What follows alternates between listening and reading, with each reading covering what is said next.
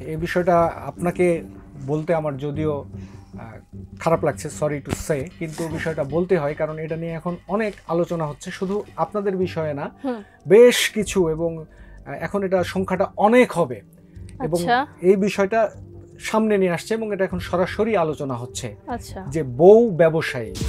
এই কথাটা আপনারাও অসংখ্যবার শুনেছেন।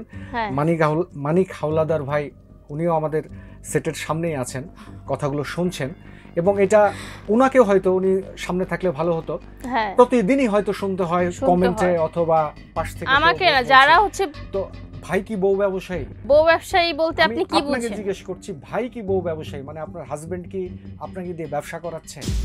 এখন কাপল ভিডিও করলে যদি বউ ব্যবসা হয়ে যায় তাহলে এখন কিছু বলার নাই ভাই, আমাকে না, এখন সবাইকে, যারা যারা কাপল ভিডিও করছে সবাইকে কমেন্টে গিয়ে দেখবেন যে বউ ব্যবসায়ী বলছে। এটা কারা বলছে বলেন তো?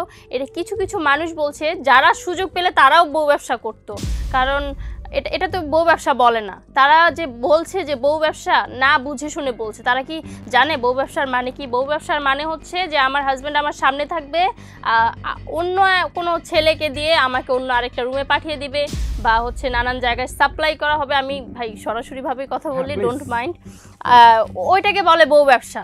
তো ভাই আমরা ভিডিও করছি, অন্য কোনো ছেলের সাথে করছি না, আমি আমার জামাইয়ের সাথে করছি। জামাইয়ের সাথে জামাই বউ দুষ্টুমি করবে না তো বাহিরের মানুষ এসে কি দুষ্টুমি করবে নাকি? তো এগুলা হচ্ছে কিছু কিছু দুষ্টু শ্রেণীর লোকেরা বলে, যারা নিজেরাও জানে না বউ ব্যবসা অর্থ কী।